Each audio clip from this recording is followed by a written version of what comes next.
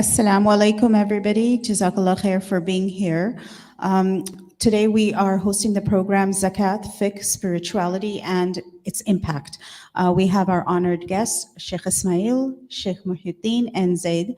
And before we start, I will invite Abdullah Al-Far to recite Quran, Surah Baqarah.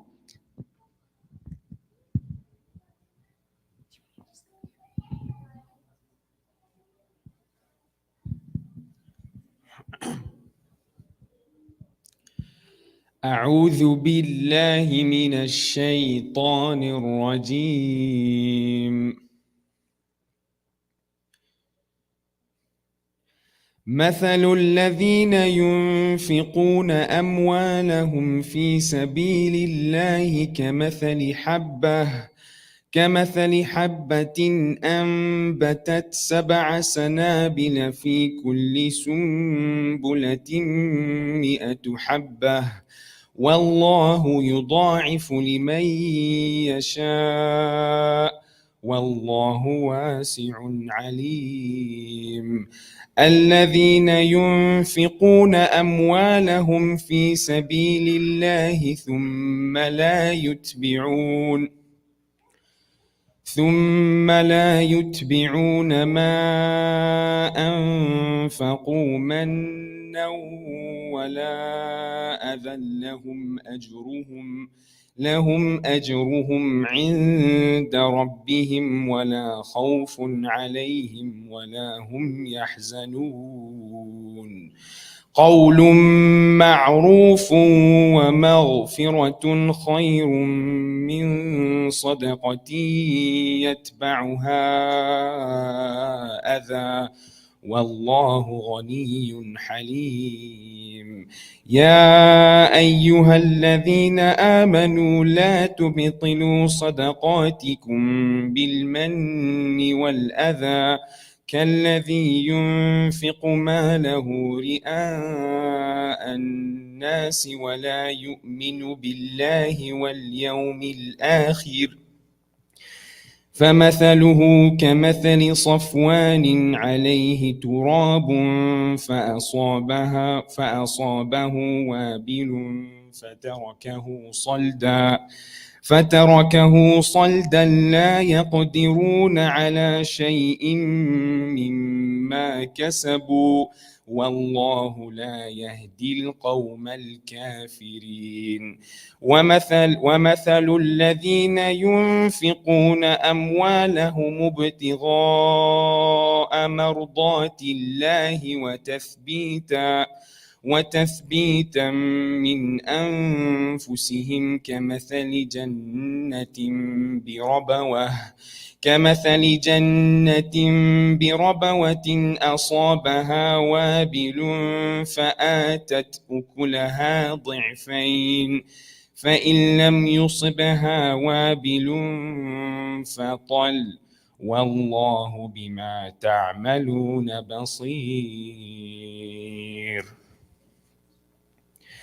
The parable of those who spend their wealth in God's way is that of a grain that produces 7 spikes, and each spike is 100 grains. God multiplies for whom He wills. God is bounteous and knowing.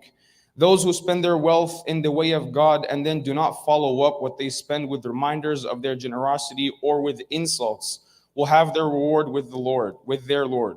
They have nothing to fear, nor shall they grieve. Kind words and forgiveness are better than charity followed by insults. God is rich and clement. O you who believe, do not nullify your charitable deeds with reminders and hurtful words, like him who spends his wealth to be seen by the people and does not believe in God and the last day. His likeness is that of a smooth rock covered with soil. A downpour strikes it and leaves it bare. They gain nothing from their efforts. God does not guide the disbelieving people. And the parable of those who spend their wealth seeking God's approval and to strengthen their souls is that of a garden on a hillside. If heavy rain falls on it, its produce is doubled. And if no heavy rain falls, then dew is enough. God is seeing of everything you do. Sadaqallahu al-Azim. Jazakallah khair, Abdullah. That was Surah Baqarah, ayah 261 to 265. So before we begin and I introduce our guests, a couple of house rules. We are streaming both live on Facebook and YouTube, so if you could join us. And you can put questions in the comment box, and we will be taking questions from the audience and also from YouTube and Facebook.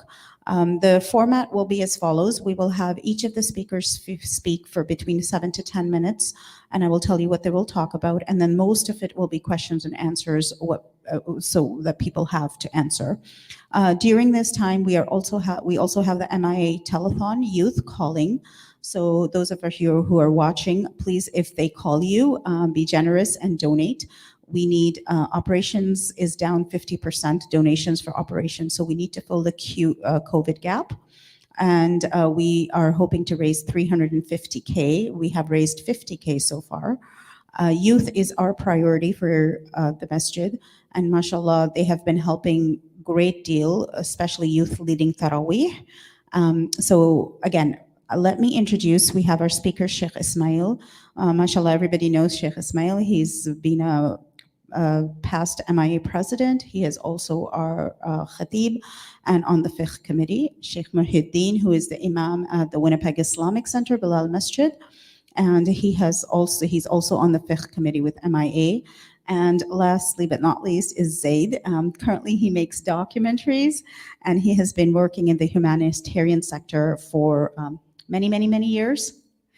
Okay, so Sheikh Muhiddin will be talking about zakat obligation, nisab level, when it is due. We'll have Sheikh Ismael talking about who we give zakat to, institutions that are zakat eligible, and what we should look for when donating. And Zaid will be talking about giving zakat globally and its impact globally when we give zakat. So I could start with, I guess Sheikh Ismael can start first. So over to you, Sheikh. طيب, thank you, Sister Tasneem. بسم الله الرحمن الرحيم. الحمد لله والصلاة والسلام على سيدنا رسول الله وعلى آله وصحبه وله. Can everybody hear me? Okay. So we are in the last week of Ramadan, and ask Allah subhanahu wa ta'ala to accept all of our righteous deeds and give us opportunity to witness many Ramadans to come in the future. Now, as Muslims, our acts of devotion are of two types, personal and communal, which the scholars in Arabic call them ibadat muta'addiyah, ibadat ghayru muta'addiyah. So the personal acts of devotion are acts such as fasting, praying, and making zikr, and so on and so forth. The communal type of devotion is reaching out, helping, and sharing what Allah has blessed us. So the zakat has both components. It has a personal component and also a communal component. On a personal side, zakat is a purification, because one of the meanings of zakat in Arabic is purification. As Allah subhanahu wa ta'ala said in the Quran, addressing His Prophet, خُذْ مِنْ أَمْوَالِهِمْ صَدَقَةً تُطَهِّرُهُمْ بِهَا وَتُزَكِّيهِمْ. So the verse is telling the Prophet, take zakat from them, and the purpose is to purify them, to cleanse them. So one of the disease or one of the limitations or deficiencies we have as human beings is this tendency to be greedy, the tendency of hoarding and keeping more and more. And the more greedier we become, the more distance we become from Allah subhanahu wa ta'ala. So zakat is a means of purifying us from this disease of al-bukhl, from the disease of greed. And it's a means of making us more humane. It's a means of making us more caring about people around us. So that's on the personal side. On the communal side, zakat gives us an opportunity to reach out to those who are in need, to elevate poverty, to empower people. And zakat is the minimum required. Sometimes we have an impression that zakat is the only thing we are required. Zakat is the minimum. So today, for example, we pray Zuhr for rak'ah after the Imam. That is the fard part. But in addition to the fourth, there is also the nawafil, the sunnah, either 2 or 4 before and after Zuhr. So when we pray, we don't limit ourselves to the fard, but we also do the extra, the nawafil. So zakat is the fard part, the minimum required. It doesn't mean that's the only thing which is required from us. So as Muslims, we give zakat as a minimum, but in addition to that, also we give all kinds of charities. Now, interestingly, in many verses in the Quran, spiritual health and social health are tied together. And the opposite, spiritual bankruptcy and social bankruptcy are also tied together. If we read Surah Al Ma'un, this surah talks about the two types of bankruptcy, spiritual, أَرَأَيْتَ الَّذِي يُكَذِّبُ بِالدِّينِ. So it talks about rejecting the day of accountability. One, it also talks about الَّذِينَ هُمْ عَنْ صَلَاتِهِمْ سَاهُونَ, those who are neglectful of their prayer. So that is spiritual bankruptcy. But at the same time also talks about social bankruptcy. وَلَا يَحُضُّ عَلَى طَعَامِ الْمِسْكِينِ. They do not encourage feeding the miskin and the poor. So what we see from this is that we cannot be true to our faith. We cannot be true to our devotion if we just limit ourselves to fasting and praying and zikr and care less about the society in general. So part of our devotion to Allah is to care, to share, to reach out, and to help. Now, zakat as a minimum, inshallah, Sheikh Muhiadin will talk about the requirement. But in Surah At-Tawbah, those who qualify for zakat has been specified.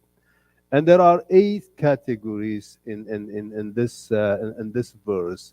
At the top is the al-fuqara and al-masakin. Fuqara, the poor, the destitute, those who are in need of financial help and assistance. So that will come at the top.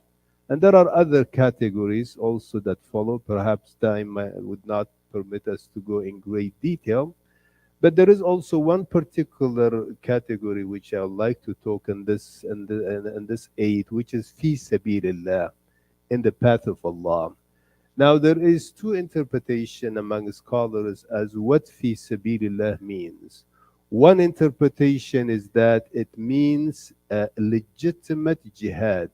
And jihad in Islam has a noble purpose, defending the people who are oppressed and protecting the people's right to make their choice to pray Allah subhanahu wa ta'ala. It's not a jihad of aggression. So most of the scholars limit the interpretation of fi sabilillah on a legitimate jihad. But also there are other scholars who say fi sabilillah is much broader. So accordingly, they would include educational programs, da'wah programs that are intended to educate and to create greater awareness.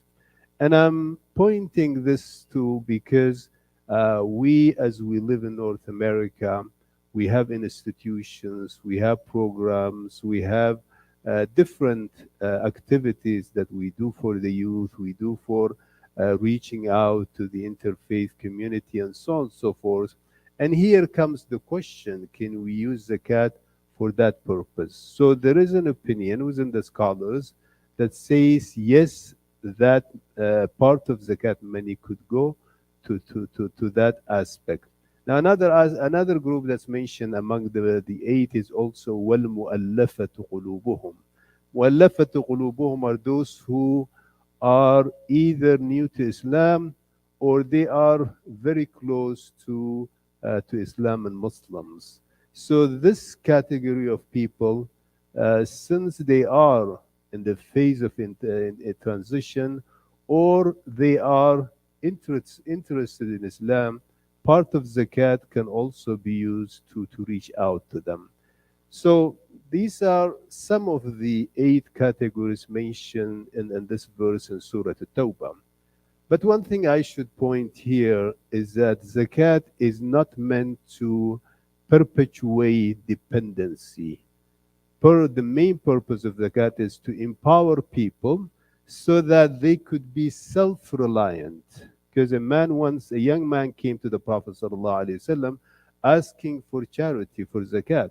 So you give a person charity, they will consume it, then they will come next day. So what the Prophet ﷺ did was, instead of giving him something, he made an axe for him and told him to go outside, bring wood, sell them the market, make profit.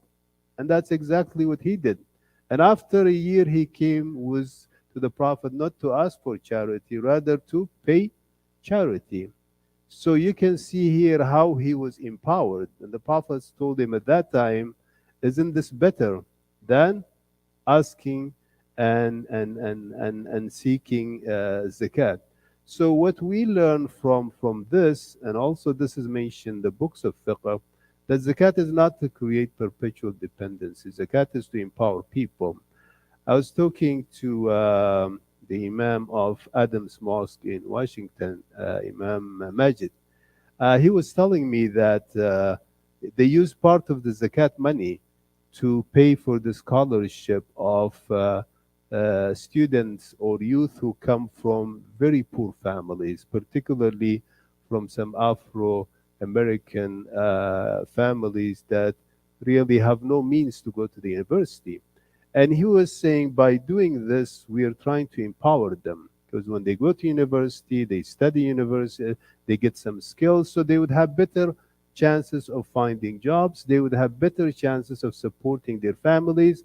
So that's one of the purposes of the zakat, is to free people from poverty, to make them productive members of society. So helping other, reaching to other is part of our deen. This notion that you close your door, you read your Quran, and you fast, and you make your own zikr, and you care less about society, this goes contrary to the concept of zakat. This goes contrary to the spirit of the teaching of Allah subhanahu wa ta'ala. So I'll stop here, and I will let inshallah Sheikh Muhiadin continue with more. Jazakallah khair, Sheikh Ismail. So we'll have Sheikh Muhiadin talk about the requirements of zakat, and Jazakallah khair.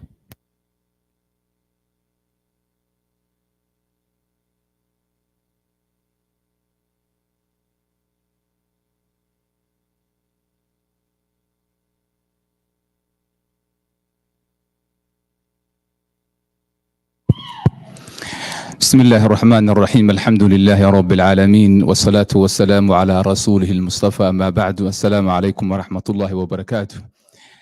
And it has been for a while since I visited, so mashallah, I'm very grateful to Allah to see all of you in the blessed month of Ramadan. Also, I want to say Jazakallah khair, Jazak Sister Tasneem, Sister Saadiyah, and other brother and sister who organized this session, because even though we know as a Muslim zakah is one of the pillars of Islam, in reality, it is one of the most neglected and the least practiced pillar in our tradition. And so it's quite important to raise awareness about the obligation of zakah, as well as the fiqh ruling related to the zakah. And when it comes to zakah, inshallah ta'ala, first, zakah, it's, as the Sheikh indicated, legislated by the Quran, by the Sunnah, of the Prophet ﷺ, and by the consensus of Muslim scholars. So when you recite the Quran, you will find that there are over 27 places in which Allah commands the obligation of zakah, the payment of zakah, right after the prayer. And also the Prophet ﷺ counted zakah as the third pillar of Islam. And the Muslim scholars throughout the history, even though they may have their own differences regarding certain rulings related to the fiqh of zakah, they agreed upon the obligation of zakah upon Muslims if that Muslim individual meets the conditions that are required for the zakah to be obligated. So let me briefly talk about those conditions. The first one is that the owner of the wealth must be a Muslim person, a Muslim, meaning that a non-Muslim individual is not required to pay zakah nor to make it up after they embrace Islam. Because even, and that's why the non-Muslim minorities in Muslim countries, they will never impose zakah, even though zakah is a financial obligation, a support, but it has a religious component, and Islam never imposed someone who didn't believe Islam in the first place. The second part to that condition is that we said Muslims, including children and the people with mental disabilities. According to the majority of scholars, 3 out of the madhahibis and many contemporary fiqh scholars, the wealth of children and people with mental disabilities is subjected to zakah because zakah is binding on the wealthy, not on the individuals, and therefore their guardians are required to pay on their behalf. So that's the first condition. The second condition is that that Muslim individual must own wealth that is subjected to zakah, meaning that there are personal assets like your house and furniture and cars are not subject to zakah. So here are the types of wealth that are subject to zakah. For example, gold, silver, and the paper currencies we use today is number one. Number two is farm produced. Whatever crops you produce is subject to zakah. Third is anything related to business, which means that anything that may generate revenue or generate profit, or you rent and bring money, is considered a business. So real estate business and investments, whatever business, merchandise, products that you are selling, it's called, all of that can go under a tijara, business products. And the third one is livestock. So those are the four major categories of wealth that are subjected to zakah. The third condition is that that Muslim individual should have complete ownership over that wealth, an ownership that cannot be revoked. So when we say complete ownership, it excludes wealth that you manage, but you don't own it. So for example, if you are a director or chairperson of a nonprofit, charitable organization, endowment institutions, you manage, but you don't own it. It excludes wealth that ownership can be revoked. For example, if you are a landlord and you have $10,000 in your account from your tenants, when you are calculating your zakah, you are not considering that because it can be retaken by your tenants. So that's security deposit, advance payments. For instance, if you have an RSP, children savings, the portion of the government paid to your saving is not subject to zakah because the government can take if you violate those conditions. It includes also CPB. Any wealth that you cannot access, you cannot invest, it excludes. The fourth condition is that the wealthy has to reach a nisab. Nisab means a threshold that is legislated by the Sharia. So the threshold is largely determined by the kind of wealth you have. But in general, for the businesses, for the cash, for the gold, for the products you are selling, it's based on the current value of 85 grams of gold, according to the most of the scholars. So as we speak today, the value of 85 grams of gold is approximately $6,600. You can always check the price of gold per gram and then multiply by 85 and you will see the total value. So if you have $6,500 Canadian dollars in your account, in your business, as a saving, as a cash, whatever the case would be, then you reach the threshold that's required according to most scholars. I have to also acknowledge and mention some scholars also go with the silver value, which is 595 grams of silver. That's approximately 600 Canadian dollars. The position I go with is that the person who owns or has 600 Canadian dollars is considered to be poor, and therefore they are not required to pay zakat. Indeed, they are qualified to receive the zakat. So that's the fourth condition. The final one is the passage of one full lunar year. So whatever wealth you have, it has to stay above that threshold or at the threshold for one full lunar year. You know, you get to remember that in our Sharia, it's based on the lunar or Hijri year. So if you pay your zakat from January to January, then you have to adjust it the additional days you have there, approximately 14 days there. So you will be paying 2.577 rather than 2.5%. So keep in mind, it's based on Ramadan to Ramadan or Sha'ban to Sha'ban. So if we fulfill those basic conditions, then the zakah is obligated. How much we should pay? If it's cash, gold, silver, whatever, it's a 2.5% of what you have. If it's farm produced or crops, it's 5% if it's produced with labor, and 10% without labor. Livestock has its own details. I'm not going into it, inshallah ta'ala. So that's the overall summary. I want to also mention, when we talked about complete ownership, one exception to that, which is that any locked-in investments that you have in RSB or in other forms is subjected to zakah after penalties and taxes. So we'll stop there, inshallah ta'ala. We'll give time to the questions. Jazakumullah khairan. Assalamu alaikum wa rahmatullahi wa barakatuh. Jazakallah Sheikh Muhiadin. I give it over to Zaid, who will talk about giving zakat globally and then its impact.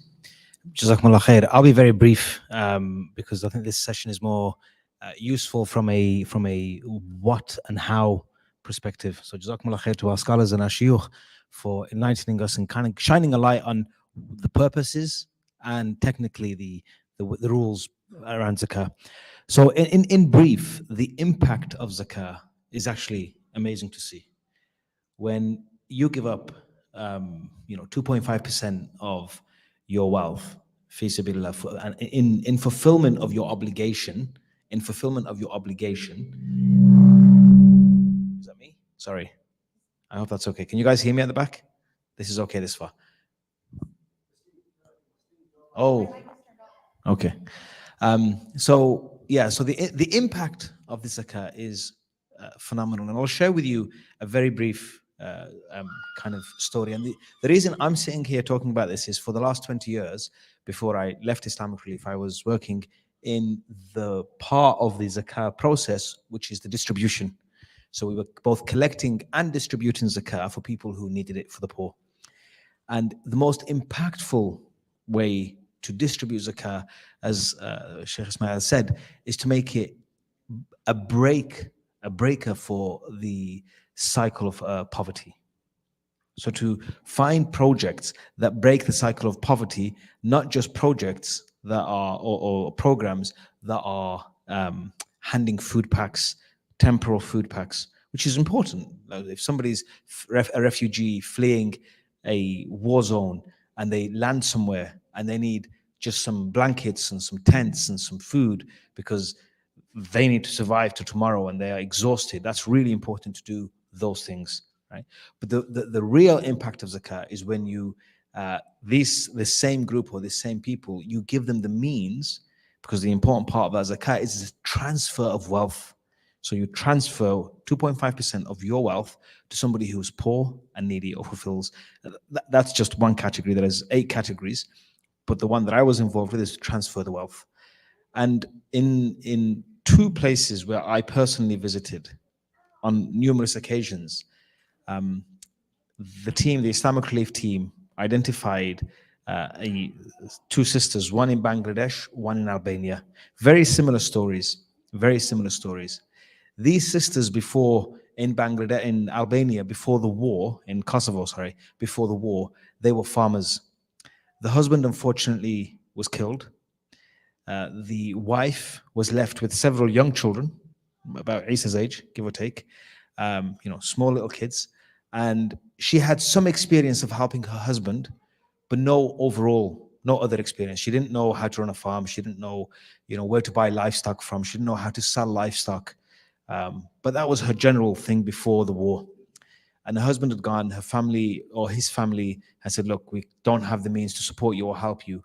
And so the Islamic Relief team locally said, okay, this person is eligible for zakah. She's poor, extremely poor. She has no way of looking after herself. And we can continue to give food packs, but there's actually something that this woman can be supported in a more meaningful way, a much deeper way. And that way was giving this lady the funds to buy her own livestock and then pairing her with a farmer. So she was paired with a farmer who is able to give her the essential training on how to buy, sell, and look after the livestock. She knew the general stuff, but she didn't have the means to invest in some livestock and to look after them. A similar story for a sister in Bangladesh. This one wasn't given livestock. She was given, Bangladesh is very famous for material. They make actually, most of you, if you pick up your shirt from, H&M or whatever, more often they'll say Vietnam or Bangladesh. It's a huge industrial hub. So this sister was given training. This poor sister, she had 6 children, no support on how to sew and how to look after shirts and these types of things.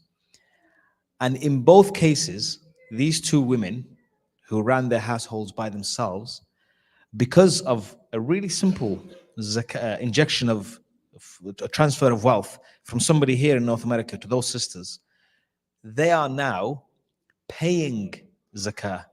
They are employing people locally. So they employ people locally. They pay zakah themselves because they have reached the point where they have more wealth than is the bare minimum, than is the nisab. And it's an amazing thing to see, because the dignity, which the way they walk, the way they talk, and I saw both these ladies before the process began and after they were paying zakah, and they were happy and they were smiling, and they had the way they walk is different. The way they look at you is different. The way they talk is different. And this is priceless. To give a Muslim this dignity, to give a Muslim this capacity to walk with her back straight, to walk with confidence, to know that she has enough to send her children to school, and when her children have a toothache or have an illness, sending them to the dentist or to the doctor isn't going to bankrupt her for life, right?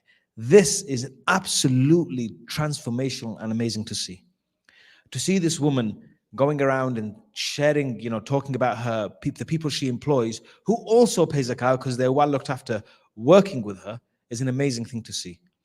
And so, as well as the spiritual element, and as well as the important understanding technically the rules around zakah, having a sense of the impact of your zakah when it's given to deserving people in a deserving way is phenomenal. And it should give us added incentive. Not that we need an incentive to follow Allah's decree, and zakah is like salah, is like fasting, is like hajj, it's just a pillar. If you have it, it's not optional. But it should give us all the incentive to make sure we're extra careful to look after our community, both locally and globally, to give them the support they need. Jazakumullah khair. Jazakallah khair. So I will consolidate. I have a few questions online, and I will consolidate them before we go to the audience. But again, just want to remind you that you can give your zakat by e-transfer at zakat@miaonline.org, or you can give to the general fund, give@miaonline.org. We again have our youth calling you guys. Please be generous and kind to the youth and donate when they call. Keeps their spirits up. So let's go to the first question. This is a question that has come very, very often in different forms. So RRSP and RESP, are they zakat payable? And there are a couple of aspects to this question. One is, do we pay on our child's behalf? The other is, if you have a large amount in your RRSP, which is zakat eligible, but you don't have cash to pay zakat on that, do you then break your RSP, take out the tax and then pay it? And so that's two parts of the same question. And the other part is also that can we deduct our taxes from our zakat payment and then pay the zakat? So like when we pay taxes, is that part of zakat payment? Is that the same? So I'm not sure which scholar wants to take that up, and then we'll have the next question.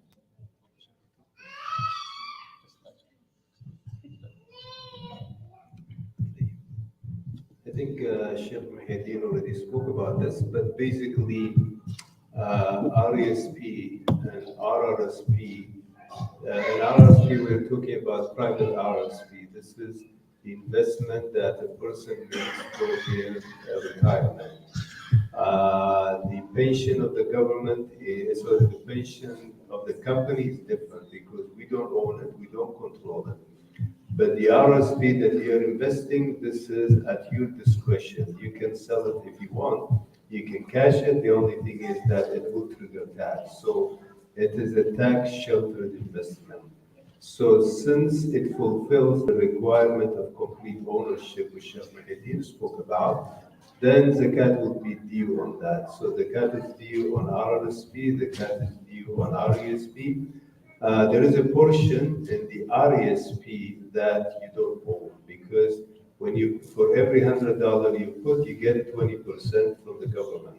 So that 20% it's not under your full discretion until you start cashing it, until your child reaches university. So the portion that you're putting in the RESP is zakat has to be paid for that. So basically, you look at the market value, and of course, RESP is invested in market. So the market value is readily available. You take the market value, you take 2.5%, and you pay your zakat due. So that's concerning RESP and RRSP. Okay. The company pension, as I said, we don't own it. It's not at our discretion. Now you're saying if the amount is larger, yeah, this is still zakat would be applicable. Even if we are investing our money, because today people don't keep cash, especially in North America, nobody keep their wealth in cash. They put it either in the stock market, people who have money put it in real estate. So not everybody has cash readily available. So this will be part of our budgeting. So when you do your budgeting, take into consideration that you will need certain amount of cash for zakat purposes. So you could allocate certain amount of your wealth for paying the zakat. But if not, then I guess you have to cash some of your investment or other resources. But that, your wealth cannot grow at the expense of the poor and needy. So zakat is still applicable, regardless of the amount, regardless if you have liquidity or not having liquidity. So, Jazakallah khair. Jazakallah khair. Zaid, I think this question is a specific Islamic relief question, but I will, add 2 or 3 questions to it. So somebody's saying, if we sponsor an orphan through Islamic relief, would that fulfill our zakat requirement? And the other thing is, can we make monthly payments, and would that fulfill it? So your zakat is due at the end of the year, but then you're breaking it up into monthly payments to sponsor this orphan. So does that fulfill that? So, Bismillah. Yes. So you can pay your zakah through sponsoring an orphan. That's absolutely no problem with that. With respect to the installment, we are allowed to prepay the zakah, but not to pay in installments after its obligation. So let's say you pay your zakah each Ramadan. So you pay your zakah this Ramadan, but by next month, you start prepaying the next year's zakah. So you send every month $100 to Islamic Relief to sponsor that orphan. Once you reach next Ramadan, you will see how much you paid. Let's say your zakat total would be 2,000, and you already have paid 1,200, then the remaining 800 should be paid immediately. According to the majority of scholars, after it's binding, it cannot be paid through installments. So if you want to do installment, do in advance, inshallah. Jazakumullah khair. Jazakallah khair. And what about, hold on, just 1 second. We'll come back to the audience. What about taxes? So somebody had a question about, can we minus the taxes that we pay from our zakat payment or not?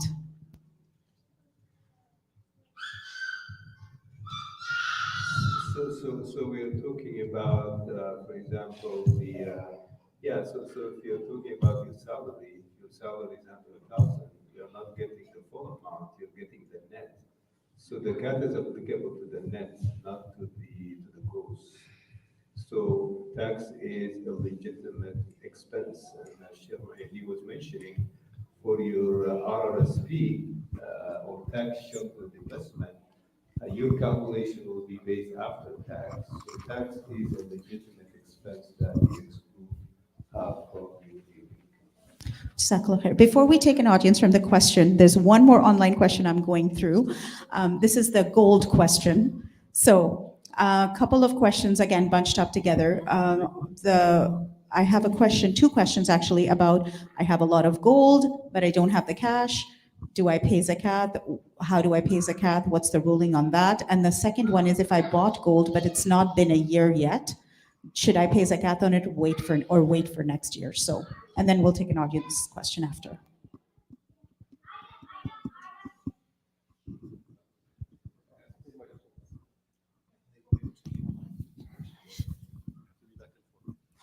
And so, is that the personal jewelry? As I assume the question is that jewelry or just the gold as a cash saving. Is that clear? What do you mean? Because they're jewelry. Okay. Yeah. So let me talk about first jewelry, whether it's declarable or not, because it's very frequent question from the sisters particularly. So, according to the majority of scholars, jewelry and permissible jewelry is not subjected to zakah. And this is the position of Madhab Maliki and Shafi'i and Hanbali and many contemporary fiqh scholars. And the reason these scholars use is that they said, if you have jewelry for personal use and you pay zakah, zakah will ultimately consume what you have. After 10 years, you already paid its value. So it's not zakatable if that's a permissible jewelry prepared for personal use. However, I want to say that sometimes bring to your attention is that if you have a larger amount and you have the intention of having as a saving, then I think it would be righteous to pay the zakah. If it's a larger amount and it's not only for personal use, you think I might sell if I need. If it's saving purpose or renting purpose, it's zakatable, it's subject to zakah.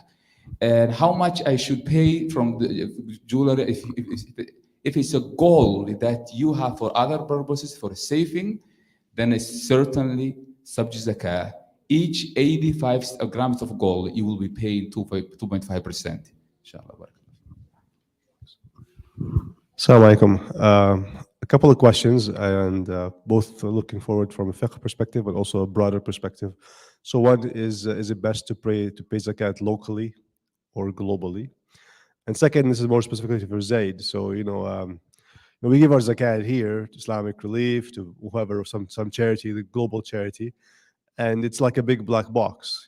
I see a video on social media about a food package being delivered in Niger or in Sudan or something. And I'm just curious about, if we were to think about what's the dollar's journey from here to get to the actual recipient, what's in between? I think I'm just curious to learn about that. Thanks. Do you want to take the first question? Okay. So I'll go straight into the second question. And so what you're ultimately asking is how much of the dollar that I give ends up for the people who need it. Okay, so the transfer of wealth is never free. Anybody who runs a business, anybody who's in this space or in any kind of space knows that there is a legitimate expense that is incurred normally and naturally on the transfer from point A to point B. So that's what's a lot of organizations incur those costs, and many of them take those costs off the donations that are given, unless some Hanafis specify, no, zakat has to go 100%, and they call the office and they say, you have to make sure all of this gets delivered. Because at their fiqh, the Hanafis, they have a very specific idea on, al-amilin biha and all these, how zakat should or shouldn't be administered.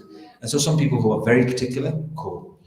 But even when that happens, this is all charities, the funds have to come from somewhere. So if you're a Hanafi and you say, I'm not giving, my zakah or an admin, I don't want an admin taken, that the organization still has to find a way to finance the transfer of that wealth from point A to point B.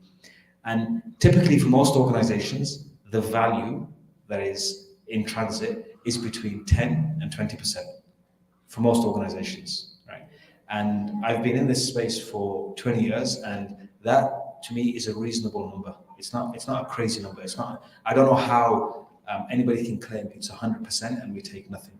Like, there are people who fly, there are transfer, there are bank fees, there are audit company fees, there are lawyers' fees. You get in trouble as a charity when the CRA come and you don't have your books and records in order. Somebody has to keep the books and records in order. There are people who are going to collect the zakat. Most bigger organizations pay those people. All these expenses, it's impossible to do it free. So when you see somebody who makes a claim that 100% of your donation is going to point from point A to point B, be a little bit suspicious. Unless it's a family member who's somebody you know who happens to visit Palestine every year in Ramadan anyway, and they pay for their own flight and they know the masakin in Palestine themselves. That's a very different scenario. That's a very different context. But then you have a whole set of different challenges about the assessment that's done for the needy, all these other questions that you should be asking. But generally, the idea that it's a you can do this for free doesn't exist. So even those of you who are Hanafi and you are constrained by the fiqh, which says all of your zakat must go, you should top up your zakat. You should ask the group you're working with, your chosen group, and there are many good groups, alhamdulillah, how much is your admin, and you should make sure you make that contribution. For any charity in Canada, this is not outside, they have to declare how much they spend, and you can go to the CRA website, you can just log on to the CRA website and choose put the charity's name and go to their page. So the CRA will give you a page and it will tell you exactly within a few clicks, like 3 clicks, right? So you go to CRA Charity Finder, right? Just Google CRA Charity Finder or Charity Listing, either one, I think. Then it will take you to this very specific page and it will have a little bar where you can enter the charity's name or the charity's number. And it will tell you, because we have to declare this, every organization that issues a charitable tax receipt has to declare via an audit, an independent audit, how much of the money is spent where. This is not something that is, you can hide from. You have to do this. Otherwise, your charitable status is revoked, right? And then you can see they even have the CRA make it easy for us. They have a pie chart which says charitable programs X, fundraising Y, and administrative Z. Right? So you get a sense of what's happening for these organizations. But I think it's very immature for anyone to expect all of their funds to go 100% from point A to point B. Because even if you sent it via Western Union, you've lost 2 or 3%. When you pay using your Visa card and you're enjoying the points because you've made a purchase, Visa, for the best charities, the ones that have intense revenue, you've already lost 2%.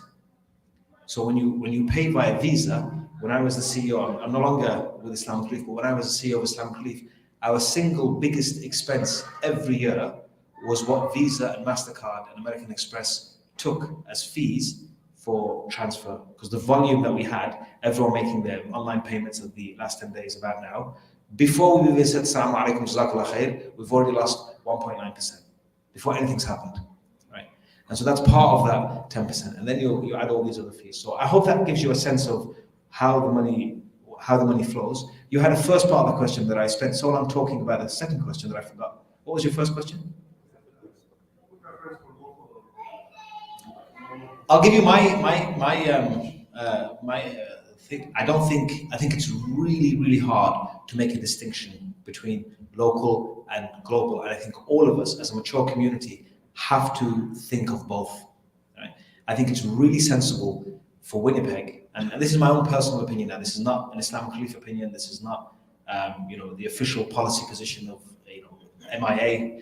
This is just, if we don't invest zakat locally, especially in the category of fi sabilillah and the people and the people who are in the outposts, if we don't have this consideration for serving and saving Islam in North America, then it's very easy to imagine North American mosques being like Andalusian mosques, museums in 200 or 300 years, where people say, oh yeah, 200 years ago, Muslims used to have this thing where they used to come and do some, flopping up and down. We don't know what it was, but yeah, there was something that happened with these people. So it's really important for me, and also looking after our poor locally as well. But the impact, the dollar impact of what you can do locally compared to what you can do globally is worlds apart. Like $600 for a family in Manitoba is really important and really impactful, but it will probably just help them with their groceries that month. The same in Niger or in Sudan or in Bangladesh will literally transform their life forever. So it's. I think the balance is to say we have an obligation here, we have to spend some zakah here, but we also can't neglect our brothers and sisters globally from a perspective of Wallahu a'lam, but I'll let the Shaykh give the answer. So, Jazakallah khair, brother. So that's almost all I would say is that some fiqh scholars, when they interpret the hadith, when the Prophet ﷺ was sending Mu'adh to Yemen, he said, "Sadaqa tu'khadu min aghniyaihim ila fuqara'ihim." Zakat is a charity that must be taken from their rich to their poor. So the term "there" here, many fiqh scholars can interpret or translate it as referring to the Muslim community in that region, in that place, in the locality. So some fiqh scholars say strictly that the zakat must be paid to your local community members. However, we know that some madahibis, many fiqh councils and contemporary fiqh councils have adopted that if there is a greater need in other places in the Muslim world, we can certainly transfer zakah. And I agree with Brother Zaid that we need to spend the zakah in the cause of Allah, in the house of Allah, in the masjid of Allah, in the social programs here, so that we can sustain and support our communities, and then we can also send them money. So it's not all about back home, it's not all about here. That balance is the wasatiyah that Allah calls us, the middle path. Jazakallah khair. So Sheikh Ismael, they are requesting you to use the handheld mic and re-answer the tax and zakat question because they couldn't hear it online. Oh, where zakat should be spent locally too. Yeah. Use this one if it doesn't go through, and then I'll take that one. Okay. Yeah, so just to add on what our two brothers said, in terms of the zakat distribution, now where there is money, always there is trouble. And there are many stories of many charities that have been misusing funds that were given to them. And I think it's very important that we do our due diligence. If you go on the social media today, there are hundreds of groups and organizations that are seeking after our zakat money. So yes, we should be generous, we should be trusting, but at the same time also, we should be clever not to be, just taken advantage of. There have been stories of big charities, Canadian charities, that have been found to be misusing funds that was given to them, and there were also some Islamic organizations. Now, going through the CRA website and so on and so forth, as Brother Zaid was suggesting, is good, but that's not something everybody can do. So I think what I would suggest, since we have executive members or board members of the MIA, we need to institutionalize the zakat collection and the zakat distribution, because a layperson doesn't have time to go and do all these investigations. So what I would really suggest is, even at the time of the Prophet ﷺ, zakat was very much organized. There were people who were assigned to collect zakat, to go to villages and towns and calculate the zakat. There was people who were assigned to that. So I think, our community is growing. We are not a small community. It's time that we have some kind of formal arrangement to help people, to guide people on calculating zakat. But at the same time, also as part of budgeting, I think maybe we should have a annual budget, where we say 10% will be local, 80 or 90% will be international. But that's also based on, surveying the needs locally. So from past experience, we found that, 20% would be sufficient. So we can assess that every year, but rather than going in a random way, I think it would be good to have an annual budget for zakat, where we decide how much will go international, how much will be spent locally. And also at the same time, it will be good for MIA to establish some kind of relationship like we have with Islamic Relief, with a reputable charity, so that people, can be directed. It doesn't have to be one or two, but at least we can do that venting on behalf of individuals. And I say this, anybody who's in social media is just mind-boggling how much we are being bombarded by so many organizations. Everybody saying we qualify for zakat, we qualify, and some of them we don't know them, and some of them are not even registered. The registered ones, at least there is some scrutiny from CRA. So all what I want to say is, let's try to institutionalize the zakat and make it much formal and better organized. Now, having said that, going back to the earlier question, which you said people... They couldn't hear about the tax and the zakat. Yeah, so tax is a legitimate expense. So, what we pay is not gross. What we pay is net. So similar to what we were talking about, RESP or RRSP, when you pay your zakat, you pay based on what you will get after tax. So the zakat is applicable to what's after tax. Tax is a legitimate expense. Wallahu a'lam. Jazakallah khair. Can I get an online question, then an audience? So I have an online question. If a married couple has a joint account, do they pay zakat as a household, or do they divide and pay separately? And how do you calculate that?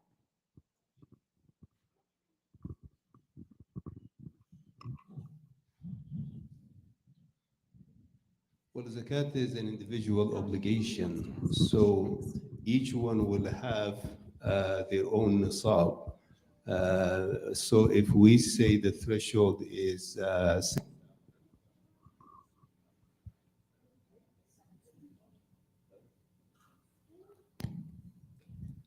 so it's individual obligation. So it's an obligation on the wife, it's an obligation on the husband. And if they have a joint account or their wealth is shared wealth, then each one has to calculate based on their share of the wealth. Because if we take it as one, then that would be might be a disadvantage.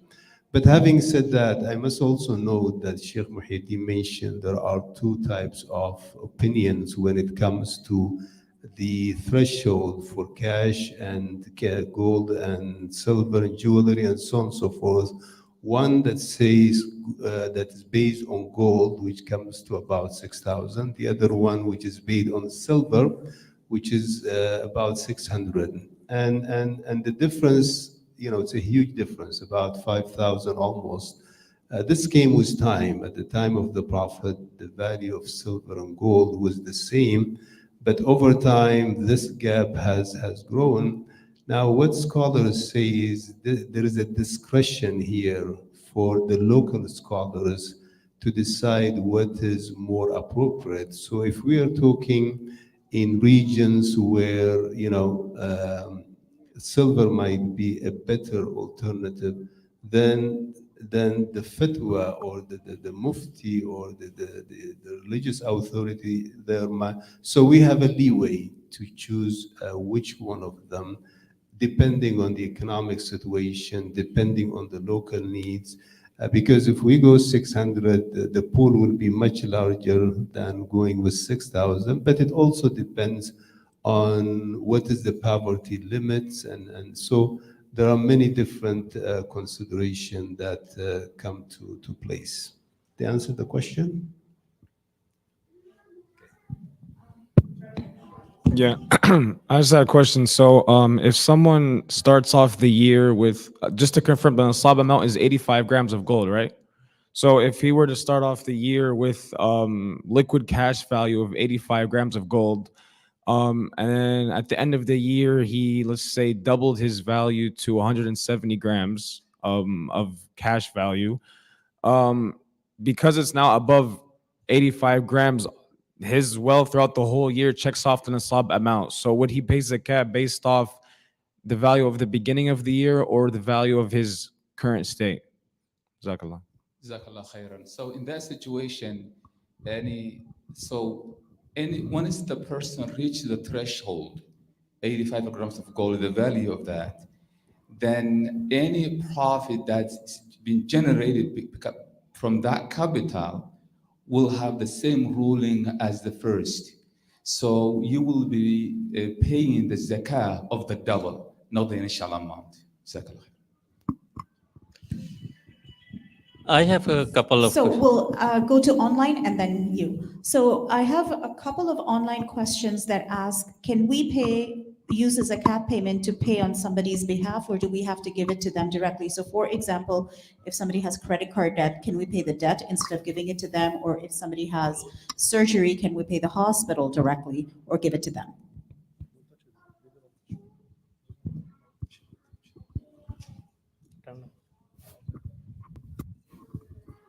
Yeah, I mean, you can pay to the person directly, or you can pay for them on their behalf, as long as they qualify for zakat.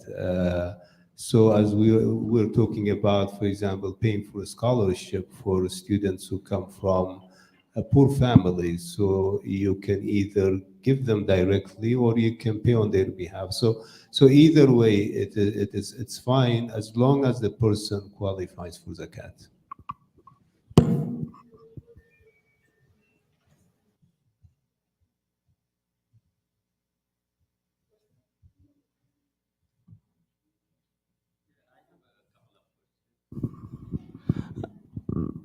Number one, if we have more than one house, the zakat is due on the other house, or the value of the property, or only on the rental money?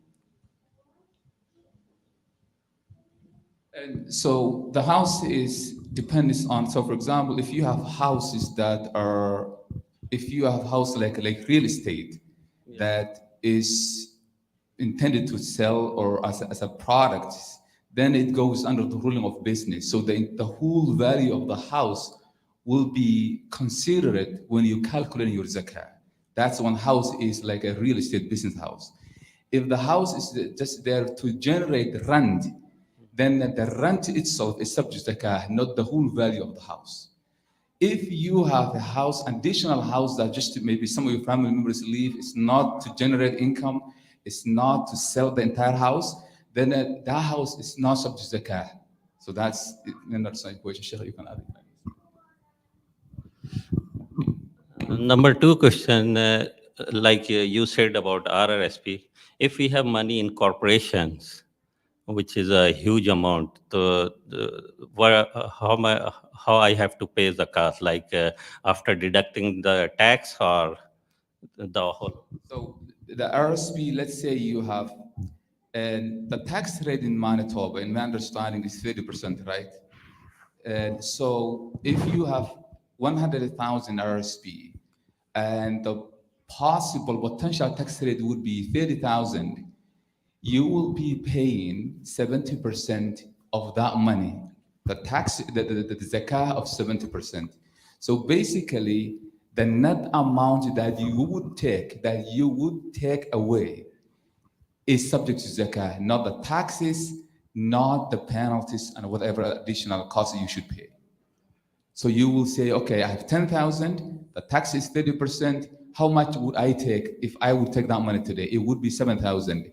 That's the amount you will factor in to your zakah when calculating your zakah. Is that clear, brother? Assalamu alaikum. My question is related to the rental property. I'm a little bit confused. As you have mentioned that on the rental property, if you intend to sell it, then you are required to pay the zakat on the complete value of the property. But you never know when you are going to sell it. Maybe you are going to sell it after 4 years or 5 years. So once the year in which year you are going to sell it, on that year you are required to pay the zakat on the complete value of the property, or for whole duration during which you are in possession of the property, you are required to pay the zakat on the complete value. And my second part is, let's say if the property is on the mortgage, even then you are required to pay the zakat on the complete value or only on the rental income.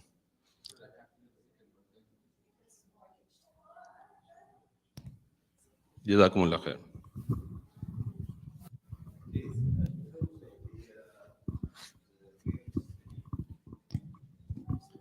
Just as a general rule, if you have something that you use to generate revenue, so the principal will be exempt, and the revenue that you receive from that will be subject to tax. So when it comes to real estate, we have two situations. You have people who are in buying and selling business of real estate. So they buy a house, they might renovate it, but their intention is to sell it within a short period of time. So the real estate market is booming. You buy a house today, you wait for a few months, and then you sell it, you make a profit, you buy another house, you sell it. So there are people who are actively buying and selling in the real estate market. So for these kinds of people, the house would be similar to a merchandise. So they have to look at the market value when the time for zakat comes and pay what's due on that. But there are other people who acquire real estate not to actively buy and sell. They might sell it in a year, they might sell it in 2 years, but their business is not in business of actively buying and selling. Rather, the purpose is to generate revenue primarily, but down the road you might sell it if the market looks favorable. So in this case, you are not in the business of actively buying and selling homes. You are buying it to generate revenue. So you look at your revenue from that real estate, you deduct the expense, and then you pay zakat on that. Now, the principle here is that if you are using something to generate revenue, then the zakat is due only on what you are generating as a revenue. Let's say, for example, you have a taxi, and you are generating revenue from the taxi, you have 2 or 3 taxis. So the taxis themselves will not be subject to zakat, but the money you generate from the taxi itself will be subject to zakat. Now, having said that, I might just make a note here that, in Islamic jurisprudence, sometimes there are some variations of opinions among scholars, and you might find something different, but we are telling you here what I personally know of, or what many scholars might recommend. So the simple rule is, if you use something, a property, to generate revenue, then that property will not be subject to zakat unless you sell it. What's subject to zakat is the revenue generated. But if you are actively buying and selling a product, then the whole product will be subject to tax. Wallahu a'lam. Sheikh, I have a question. There's an opinion that in this basic and original concept, zakat is actually not a charity. It is the right of the state on its citizens, and the citizens are supposed to pay zakat to the government. So with this background, the opinion is that if we are living in a country where the government is collecting taxes and they are using those taxes to provide services to its citizens, like what happens here in Canada, then you actually can adjust your zakat against the taxes you have already paid to the government. I know you have already touched on it, but with this background, do you have any additional comments?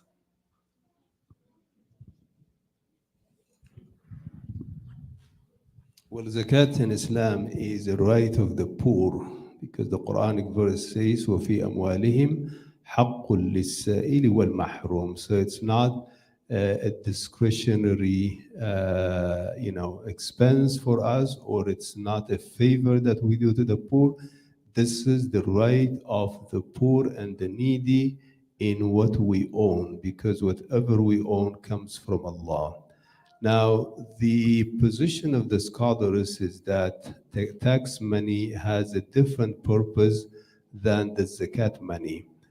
Tax, of course, has a charitable component. For example, in Canada, there is welfare system, but there is also other aspects of expenses that go under zakat. So the general position taken by the scholars is that no, tax has a different purpose.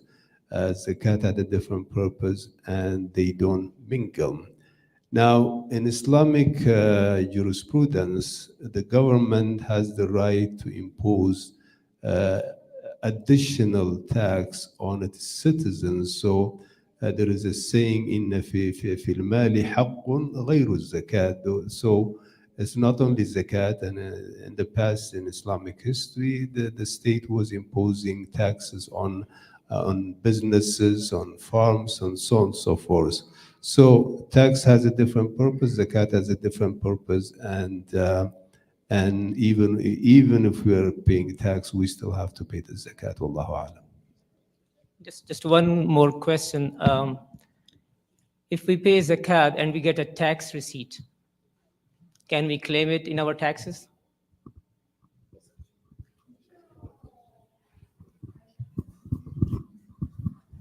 Once you pay your zakah, it is for the other donations and charities you can claim because you get receipt for that. But for the zakah, that part of the zakah, let's say was 1,000, it's not your wealthy anymore. It's the wealth of the poor. And therefore, it's not allowed for you to get that money back by any means. So once you pay that zakah $500, it's the most, scholars have some variation in that, but the one I really go with is that portion of the money is belonging to the poor, and it's more righteous and more appropriate not to get it back. I know some scholars, they said it's a different, you are not getting from the poor, you are getting now from the government. We respect that position, and you can certainly take it. But the one I personally go with that is that portion of the money belongs to the poor with zakah, don't get it back. Jazakallah khair. I'm going to come in here and say, if you do follow that opinion, please do claim your tax back and then donate that money to the same charity again. Honestly, I mean that honestly. So don't let it sit there. Wallahu alam. There are differences of opinion, and I respect that and accept that. But if that does happen, then I think you should take advantage, collect whatever is collectible, and then if that's the opinion you follow, give it back to a worthy cause. So there are two audience questions, and then I'll go to online, and then we'll come back to audience. Please limit one question to a person. Jazakallah khair. Actually, I had 3 questions, but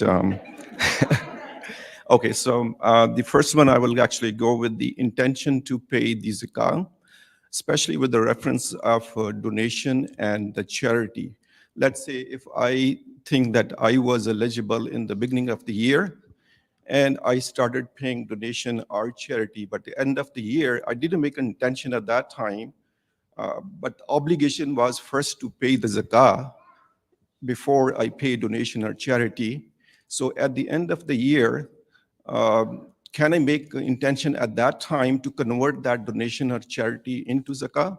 That's my first question. And the second question is donation, which is set aside in the beginning of the year. Can that be included, excluded from the from the zakat calculation? And there's third question. I'm just going to. This is a pretty important question, actually. I think this will help the other people as well. The third question is actually, somebody has a principal residence. The principal residence is sold because of the relocation. Got the money from the sale. It was kept in the bank for the intention to buy the principal residence, but that exceeded the 1 year time period. So is that money which is left for the principal residence going to be eligible to pay the tax until the house is bought?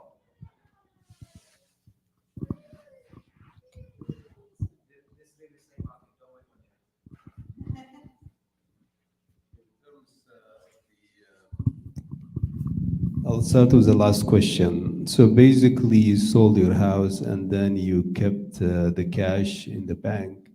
But during that period of time, you're living somewhere, you're paying rent. So that rent will be something that will be exempt from. Will be an expense, a legitimate expense. So that being the case, then the cash that you have, even though it's designated for the future, you still have to pay zakat on that, because it is just money sitting on the side to be used, but at the same time, you are deducting the rent that you're paying. The fact that you did not own a house for a year does not mean that you are not living in an alternative place, and what you are paying in that alternative place is a legitimate expense. So in the end, you're paying here, but you're getting an offset also on the other side. Allahu Alam. The other questions, maybe the other brothers can. So he had a donation set aside, and then can he minus that from his principal to pay the zakat at the beginning, right? I'm sure that's And so for the intention question, brother, that question you said you intended to pay zakah, and at the end of the year you couldn't get enough money. He made a sadaqah donation. Okay. And then at the end of the year, he ran out of cash. Can you rethink the intention? Is that right? Can you rethink the intention? And the $1,000 he paid for sadaqah, can he just set that zakah? Okay, change the intention. Change the intention after. Allah yabarak. Because he's run out of cash. Allah yabarak feek. Most of the scholars, they said, there's a hadith fiqh principle we use, إِنَّمَا الْأَعْمَالُ بِالنِّيَّاتِ وَإِنَّمَا لِكُلِّ امْرِئٍ مَا نَوَى. Deeds are based on their intentions. So they said, when you are engaging with such deeds, like zakah or salah or salah, they said those deeds require intention in the beginning. And therefore, even if you pay installments, your zakat through installments, the intention of zakah should be there from the get-go.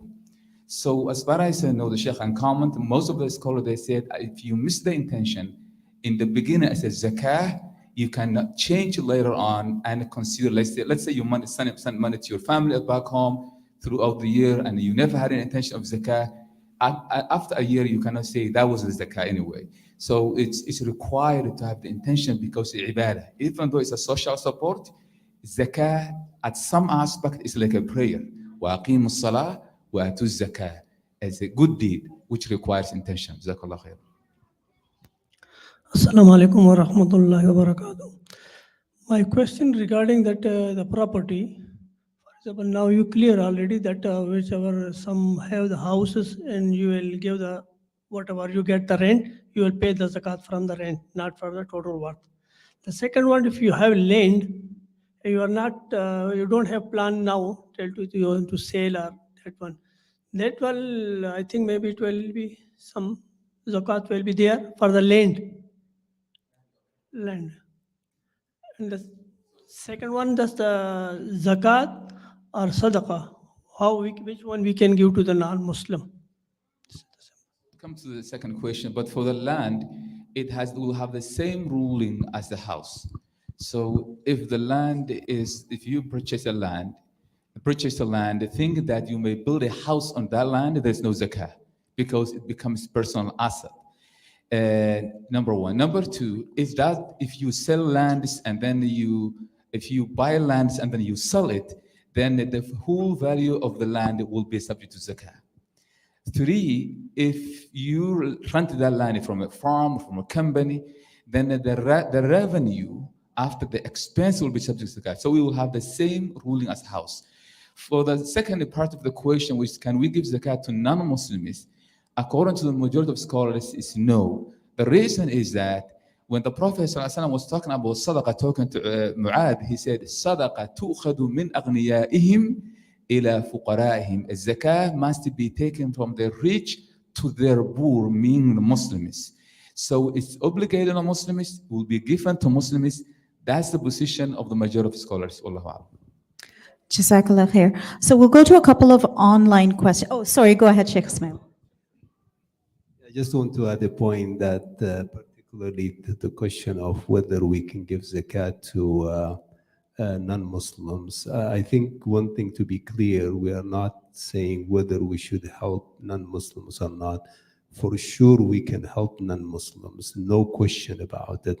Because the Quranic verse says, وَيُطْعِمُونَ الطَّعَامَ عَلَى حُبِّهِ مِسْكِينًا وَيَتِيمًا وَأَسِيرًا. They feed, and who's mentioned here in this verse? Miskin, a poor, an orphan, asir. Asir is somebody who is a captive, somebody who is fighting us, somebody who is not a Muslim. So there is no question that we can help non-Muslims. So I think we need to be clear about that. Where the scholarly difference comes from which basket? Is it from zakat or zakat al-fitr or kafarat? Or this is where the difference among the scholars comes. And as Sheikh Muhiadin said, the majority of the scholars are of the opinion that zakat is only given to Muslims. They are not saying we should not help Muslims. What they are saying is from this specific basket, it has to go to Muslims, and their reasoning is their interpretation of the hadith. But this is also the opinion of the majority. There are scholars who disagree with this position. Just to be clear on this, because some people might misunderstood this to mean that we don't care about the non-Muslims or we don't help them. Allahu A'lam. Jazakallah. So I have 3 online questions and 4 in the audience, and then we should be done. So 1, 2, 3, 4, right? So my online question I have is, if somebody buys gold with the intention to give to their kids when they get married, should they pay zakat on it? That would be considered personal jewelry, no zakat. And then if somebody gives more than 2.5%, is it considered still zakat, or will there be a zakat section and then a sadaqah? I'm not sure why that would be different, but. So if they pay more than they're required, is that the question? Yes. Then additional will be sadaqah, because you have to pay your zakah, whatever more, inshallah, sadaqah will be sadaqah. Okay, and then there is a question about dawah. So dawah programs, MIA has a couple of dawah programs where we hold open houses. We offer books to people who request it, especially education institutions, libraries, so that people are aware of Islam and they have the correct literature to read, because there's so much misinformation on the web and things like that. So are these dawah programs zakat eligible or not? I spoke about fi sabilillah, and as I mentioned, there are 2 interpretations. One is a very restrictive interpretation, which says fi sabilillah. One of the 8 categories is limited to anything that has to do with a legitimate jihad, with a legitimate struggle. The other opinion is an opinion that says any good work, any charitable work, anything that's beneficial to society, fi sabilillah, could be a category that we can use to to put the zakat funds there. This is also a very open-ended position. A middle position was taken by the author of Fiqh al-Zakat, one of the most important contemporary books on zakat. And his position is that in between, he says, simply saying jihad is very restrictive, but also just saying anything beneficial, because there are other categories already mentioned. So specifically, he says that anything that will create greater awareness, better understanding of Islam, that would come under fi sabilillah. So if there are programs that we do to create better awareness, maybe to fight even Islamophobia, to teach people, or outreach programs to promote Islam, or to teach people about Islam, that would come under the category of fi sabilillah. So yes, I think we have some room to use. But as I said, I think also we have to be very careful, because from what I'm seeing in the social media, there are people who are also abusing the fi sabilillah, and some organizations who their business might be in borderline. They are even asking for zakat money. Even some profitable institutions, they are saying we qualify for zakat. So based on that, so I think it's important to make that clear distinction. And fi sabilillah is not open-ended, and neither it is very restricted. It is probably in between. Allahu A'lam.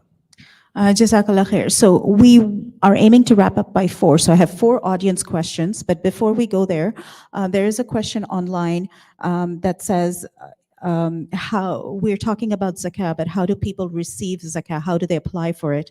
So I can just say, for the Manitoba Islamic Association, we do have a takaful committee, and the application to apply for it is online, www.miaonline.org, or you can call the office 204-257-246. 1340. They'll put the number in the bottom. So you can definitely apply for zakat that way. I don't know if Islamic Relief does personal applications for zakat, or how do people apply?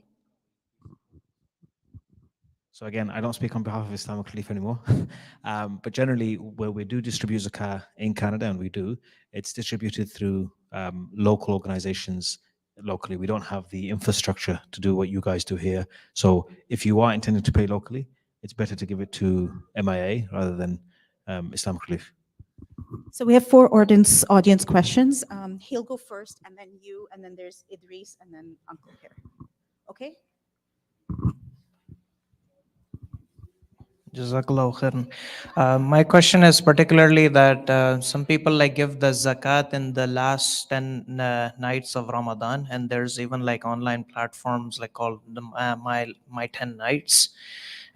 So the thing is, the options that people are usually given is that they can divide their zakat money equally across the last 10 nights. They can do more on the odd nights, and then they can do the 27th night has the highest amount that is being taken out. So among these, which one would be the most correct option to maximize our reward, inshallah? And then the fact that there's usually a transaction fee that is attached to this. Can we include the transaction fee within the zakat, or will it be a separate amount that we should pay?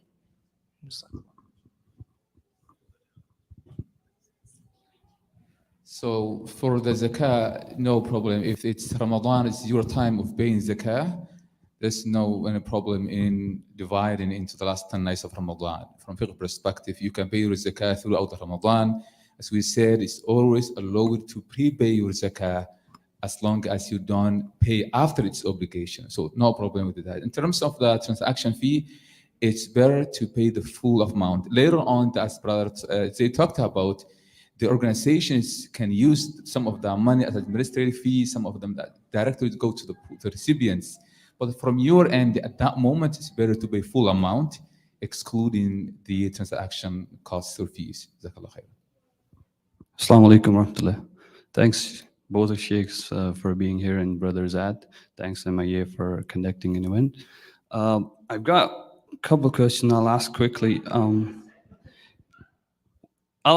It's just a very quick question. So is about zakat, like zakat on gold and zakat on cash. So two different categories. Do we have to reach the nisab for each to pay zakat on each? So let's say for gold, we have to reach the nisab for gold to pay zakat on gold. And for cash, it's like we have to, whatever the nisab is, to reach that nisab. And after that, we pay zakat, or is it like if you reach the nisab for gold, you have to pay zakat on gold and the cash as well? Jazakallah khair. So for the threshold, if one of them is lower than the threshold, let's say if you have 40 grams of gold and then you have 400 or 300 grams of silver and you have some cash, it's allowed to combine all the currencies you have, gold, silver, cash, and then calculate how much. If that, all of it reaches the value of 85 grams of gold, then it is zakatable, it's subject to zakat. If it's not, then so you can combine the different kinds of wealth you have. Even if you have business, if you pay your zakat at some time, you can combine all the wealth you have. So you don't have to have each one reach separate. Second question. Some people, they don't like when we give zakat, like, do we have to designate by saying it, this is zakat money? Because some people, they don't like, they don't like to take money as a zakat, but they do qualify to take the zakat in the Quran. So is it like, can we give them money or without saying it is zakat, or do we have to say zakat? Defer. So Hanbali madhab, they require that the receiver should know.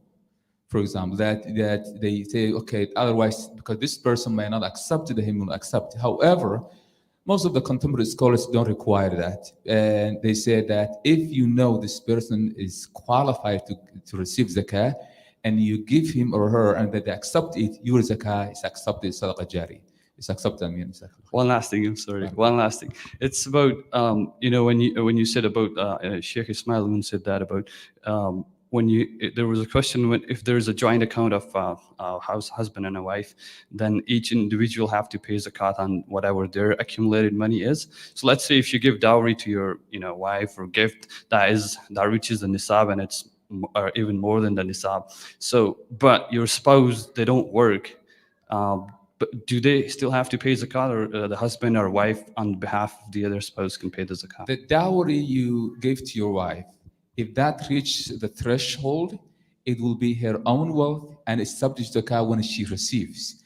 We know sometimes some culture, they don't pay the dowry in advance. They wait until divorce, unfortunately. And so I hope that's not the case. Your case, mashallah, you're prepaying, which is good. And so if that's the case, then it's subject to zakah, and she has to pay that separately, inshallah ta'ala, even if it doesn't work, because that money, it's a wealth that reached the threshold, so it has nothing to do whether she's working or not. That's his money. It's her money. But you can pay, yes. You can say this is your zakah, so $300, that's a donation you gave on her behalf. That's okay. Just a very brief one. If you are giving zakat to an institution, do tell them, because how institutions like IR and others deal with different buckets is different. So just do make it clear to if he's answered the question to if you're giving it to a family or an individual and all that kind, but if you are giving it to an institution, just make sure you label it clearly so they know it's zakah. Exactly. So before Idris steps in, I have very quick two questions. One is somebody asked, MIA has a waqf that we are started, so we would like people to donate. So somebody asked if they can give zakat to the waqf foundation. And what is the significance of 2.5%? Is there any economic significance for zakat to be that much? And then Idris, and then the brother here.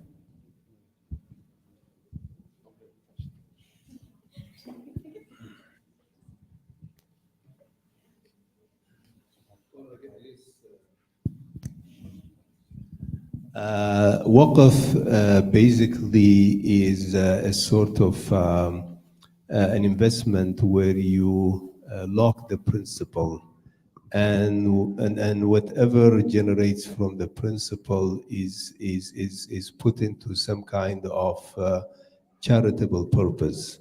So the nature of waqf is different from zakat. So the position of the scholars is that you cannot put zakat money in waqf, because, as I said, waqf, the money that comes to waqf is locked. The only thing that can be used from waqf money is the revenue generated. So accordingly, zakat money cannot be given to waqf. So that was the first question. The second question was, what's the significance of 2.5%? I'm not sure, but one thing I would say is that in Islamic, the zakat system is based on net worth. It's not based on revenue. In the tax system, for example, it's based on your annual revenue. So, for example, I have 10 million in assets, and this year I did not generate any revenue. The market was not going well, so there was no revenue. But I still have, my net worth is 10 million. In the tax system, I pay zero tax because I did not generate any new revenue. But in the zakat, I still have to pay zakat on my net worth. So I think it's important to make that distinction, that zakat has a much larger pool than the tax system. So if you take into that consideration what can be generated from 2.5%, if all Muslims were to calculate their zakat properly, I think that will be a large pool. But in terms of why 2.5%, I don't know if the brothers can add anything.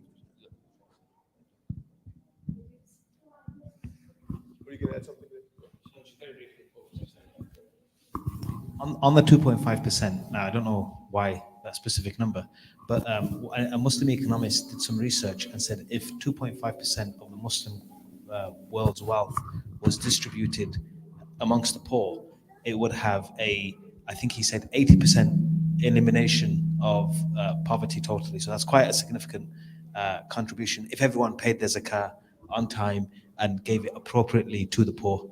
Unfortunately, the zakah in some parts of the world either isn't collected, and when it's collected by official institutions or official governments, and those governments have have lots of people with sticky hands. Let's just say that. All right. Assalamu alaikum. Sheikh Ismael, I did not know you had 10 million. So, mashallah. May Allah increase you and bless you, Sheikh. The question is mostly to Zaid, I think, from your experience. Can you comment on how the makharij zakat, the categories of zakat in the Quran, Surah At-Tawbah, the 8 or so makharij zakat, and what is considered to be charitable in Canada by the government, how these things diverge or converge?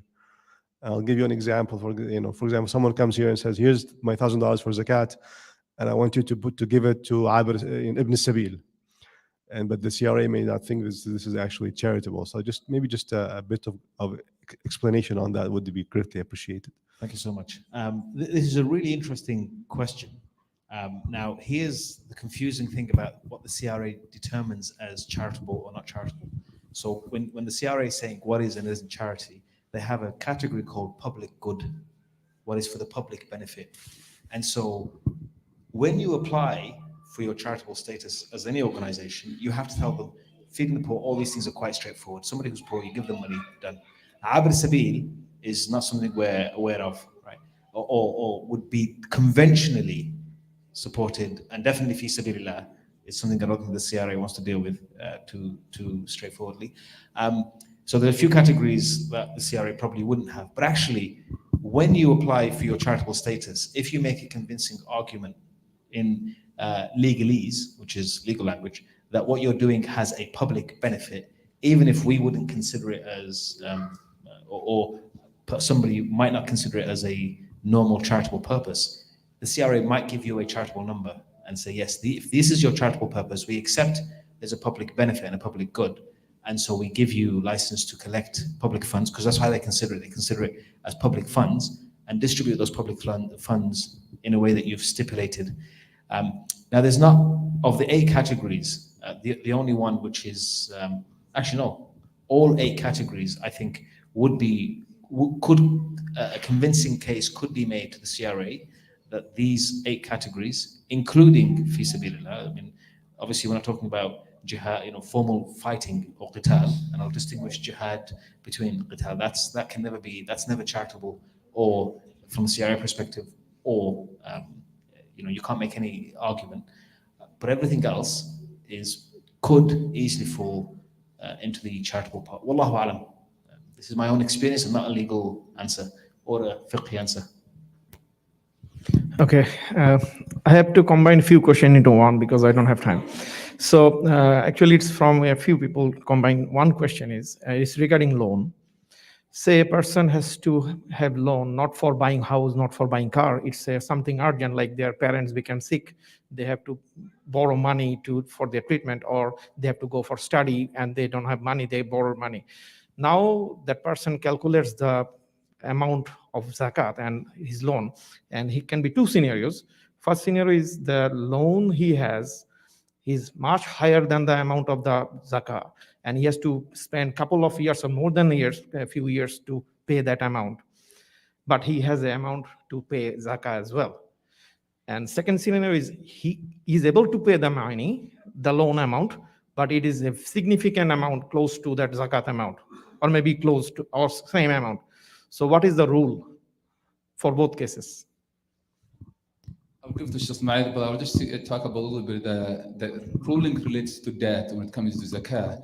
So the companion Uthman bin Affan, at the season of the zakah, he used to say, people, okay, pay your debts so that you can pay your zakah. And accordingly, many fiqh scholars and used to this hadith of Uthman to say that when you are paying zakah, any debt you have should be or must be deducted from your wealth, and then after that you pay zakah.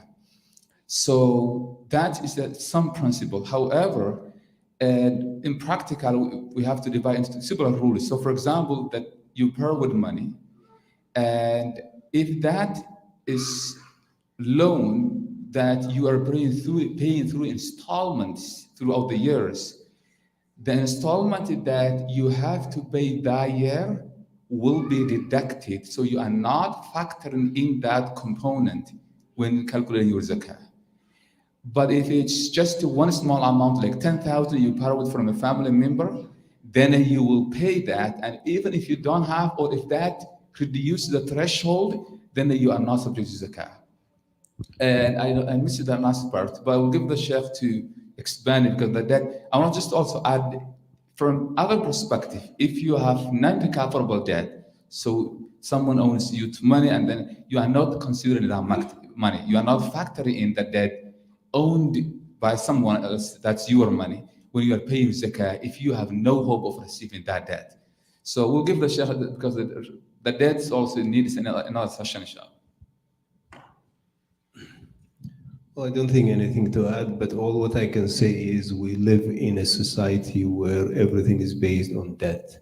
And if, the total amount of debt was to be considered in zakat, then nobody will ever pay zakat. So basically the ruling is the debt portion, which is due this year, that's the part that is allowable to be deducted from our zakat. So let's say I have a house, 600,000, with whatever arrangement you have that this money is to be paid over 30 years. So you cannot come and say, I have this debt, and what you do is whatever you have to pay this year, the principal part, then you deduct that as an expense for that year. So every year, whatever is due in that year, that's what is considered to be a qualifying expense. Jazakallah khair, everybody. We are going. Can I just say very quickly? Yeah. But all these discussions, something that will be very helpful. Many Islamic organizations have created websites that can help you do your calculation. One of them is Zakat Foundation Inc. I think if I remember correctly, you can go there. It's very easy. It just takes you step by step, and it asks you. And also there are some comments. I think Islamic Relief also have one. But the Zakat Foundation Inc., they have very elaborate and website. So just go there and it will guide you. And it's very simple and it will tell you how much you have to pay. Now, having said that, I think we need to do our homework in terms of Zakat. Takaful money collects with around 200,000 in Zakat. So if we're saying 200,000, it means our net worth as a community is around 8 million, which is not the case. We are much richer than that, given the businesses, the professionals that we have. So either Zakat money is being sent somewhere else, or we are not paying as much as we should. In my estimate, I think we should be at least, our Zakat money should be not less than 1 million for our community. So there is some homework that we have to do in this regard. Allahu A'lam. Jazakallah khair. Thank you so much to the volunteers. This could not have happened without the live stream team, the virtual mosque, and all the volunteers present today. Thank you, Jazakallah khair, to Sheikh Ismael, Sheikh Muhiadin, and Zaid for being here, answering all our difficult questions that are actually 5 questions. So Jazakallah khair, and inshallah we'll see you guys. I'm sure many people have more questions, but time's done. Jazakallah khair.